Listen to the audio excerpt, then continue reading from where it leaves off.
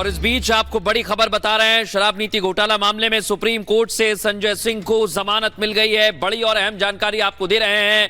जमानत के दौरान राजनीतिक गतिविधियों में भाग ले सकेंगे। इस वक्त की बड़ी खबर, संजय सिंह को जमानत मिल गई है और ये जानकारी मिल रही है सृष्टि, संजय सिंह ने तमाम कोशिशें की लेकिन अब शराब घोटाला मामले में उन्हें जमानत मिली। बिल्कुल, और लंबे समय से आप देख रहे हैं कि किस तरीके से बार बार याचिकाएं डाली जा रही थी लेकिन जमानत नहीं मिल पा रही थी संजय सिंह को। एक तरफ आम आदमी पार्टी की मुश्किलें कितनी ज्यादा बढ़ी और आप अब देखिए कि इसी बीच खबर ये आई कि संजय सिंह को जमानत मिल गई है। सुप्रीम कोर्ट ने संजय सिंह को जमानत दे दी है और जानकारी ये भी है कि राजनीतिक गतिविधियों का हिस्सा भी संजय सिंह हो पाएंगे और संजय सिंह को सशर्त जमानत दी गई है। एक तरफ अरविंद केजरीवाल जेल के भीतर गए और दूसरी तरफ संजय सिंह को जमानत मिली है। मुश्किलें आम आदमी पार्टी की बढ़ रही हैं लेकिन इसी भी खबर ये कि संजय सिंह को जमानत मिल गई। हालांकि संजय सिंह के लिए राहत भरी खबर है, चुनाव के दौरान प्रचार भी कर सकेंगे और जानकारी यह भी है कि ट्रायल कोर्ट जमानत शर्तें तय करेगा और उसके बाद वो जमानत पर बाहर आ सकेंगे। मनीष सिसोदिया भी लगातार कोशिश कर रहे हैं कि उनको भी जमानत मिल सके लेकिन उनको जमानत नहीं मिल रही है। लेकिन सुप्रीम कोर्ट ने संजय सिंह को जमानत दे दी है। ये बड़ी खबर इस वक्त की, थोड़ी राहत आम आदमी पार्टी के लिए। और अंजलि इस समय हमारे साथ हमारी सहयोगी जुड़ गई हैं। अंजलि, बड़ी एक राहत मानी जा सकती है ऐसे संजय सिंह को जमानत मिली है, बताइए क्या अहम अपडेट्स हैं आपके पास? बिल्कुल, संजय सिंह को जिस तरीके से गिरफ्तार किया गया था उसके बाद से क्योंकि कयास लगाए जा रहे थे कि संजय सिंह और सीएम केजरीवाल के जो वक्त है वो चुनाव के समय में जेल में ही बीतेगा, लेकिन आज संजय सिंह को अब जमानत मिल चुकी है। ये बड़ी राहत भरी खबर है फिलहाल दिल्ली सरकार के लिए और साथ ही साथ क्योंकि आज सभी विधायक जहां सुनीता केजरीवाल के आवास पर भी जुटे थे और इसी वक्त ये बड़ी खबर सामने आना कि संजय सिंह को जमानत मिल चुकी है क्योंकि 2023 में दिनेश अरोड़ा ने अप्रूवर के तौर पर जो बयान दिया था उसमें उसी वक्त सबसे पहले नाम आया था संजय सिंह का और लगातार वो ईडी के जांच के दायरे में आए थे और जब ईडी उनके आवास पर पहुंची थी तो लंबी पूछताछ के बाद उन्हें अरेस्ट कर लिया गया था। लेकिन ये बड़ी राहत भरी फिलहाल आम आदमी पार्टी के लिए भी खबर है कि संजय सिंह अब उनको जमानत मिल चुकी है और चुनाव प्रचार का वो हिस्सा भी बन सकेगी क्योंकि रणनीति यही बनाई जा रही थी कि आखिर चुनाव प्रचार कैसे किया जाएगा और जेल में रहते हुए दिल्ली के सीएम अरविंद केजरीवाल कैसे बने रहेंगे क्योंकि उनसे विधायकों ने इस्तीफा न देने की यहाँ पर इस्तीफा ना देने के लिए फिलहाल कहा है कि वो किसी भी कीमत पर इस्तीफा ना दे और दिल्ली की सरकार वो ही चलाएंगे। तो ऐसे में एक बड़ा चेहरा रहे संजय सिंह जो कि शागिर्द भी रहे दिल्ली के सीएम अरविंद केजरीवाल के, तो उनका नेतृत्व अब आम आदमी पार्टी के लिए किस तरह से काम आएगा ये फिलहाल देखना होगा। तो ये बड़ी खबर इस बीच बता रहे हैं। अंजलि, वापस लौटेंगे आपके पास। मिसाल नहीं माना जाएगा जमानत को, सुप्रीम कोर्ट ने ये भी साफ कह दिया है अंजलि, और कई शर्तें भी लगाई हैं लेकिन हाँ इस बात से छूट है कि चुनाव प्रचार कर सकेंगे पार्टी के बारे में और सरकार के कामों को जनता तक पहुंचा सकेंगे। अंजलि,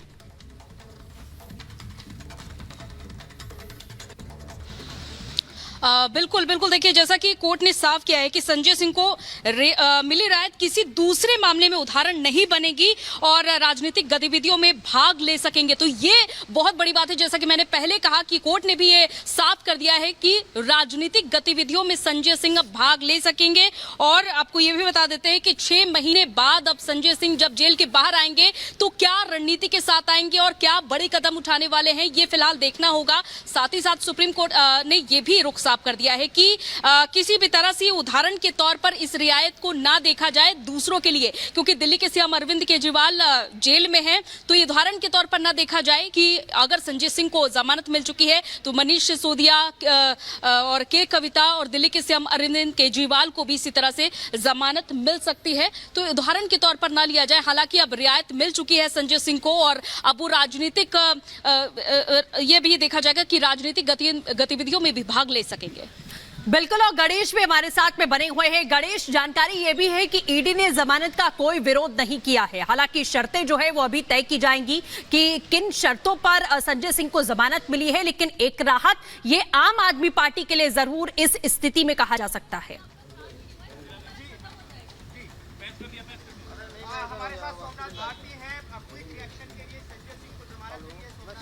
गणेश, आवाज मिल रही है आपको?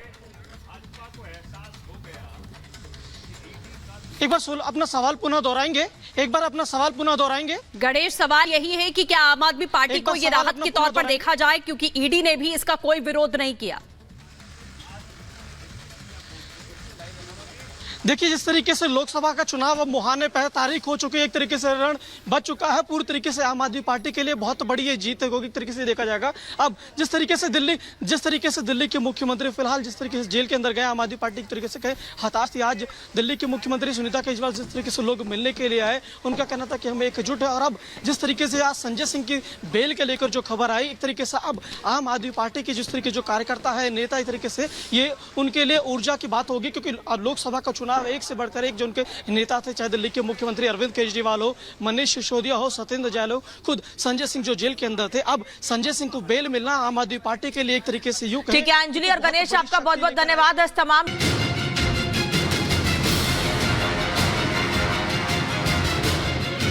पहले ईडी की कस्टडी और अब तिहाड़ जेल। दिल्ली में शराब घोटाले को लेकर सीएम अरविंद केजरीवाल पर कानूनी शिकंजा कसता जा रहा है, तो दूसरी ओर सियासत जारी है मुख्यमंत्री का पद छोड़ने को लेकर। बीजेपी लगातार इस्तीफे की मांग कर रही है, तो आपके नेता कह रहे हैं कि मुख्यमंत्री तो अरविंद केजरीवाल ही रहेंगे और जेल से ही सरकार चलाएंगे। संविधान में ये कहीं नहीं लिखा है कि आप जब सिटिंग चीफ मिनिस्टर को फर्जी मुकदमे में जब आपने ऐसा जेल में डाला है, कोई ट्रायल तो शुरू ही नहीं हुई है, कन्विक्शन तो दूर की बात है, तो उनका संवैधानिक हक है कि उनको, और हक भी नहीं है, उनकी जिम्मेदारी है। The chief minister of Delhi is under constitutional oath to serve the people of Delhi.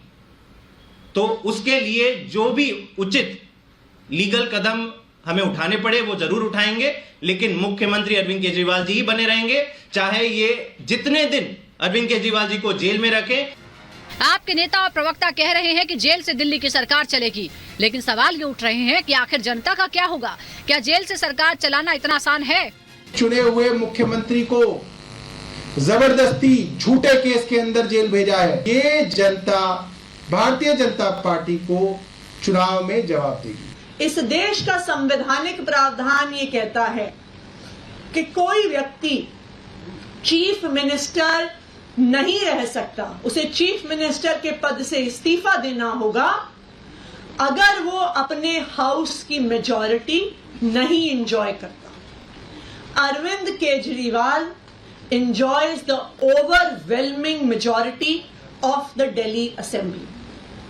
तो इसलिए अरविंद केजरीवाल के इस्तीफा देने का कोई भी कारण नहीं है, क्योंकि जेल से सरकार चलाने के मामले में कोर्ट दखल देने से मना कर चुका है। ऐसे में सवाल ही उठता है कि केजरीवाल की गैर मौजूदगी में जेल से बाहर केजरीवाल वाली जिम्मेदारियां कौन निभाएगा, कामकाज कौन देखेगा?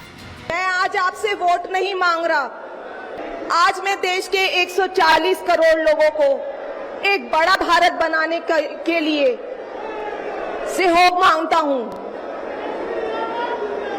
140 करोड़ भारतवासियों को एक नया भारत बनाने के लिए आमंत्रित करता हूं।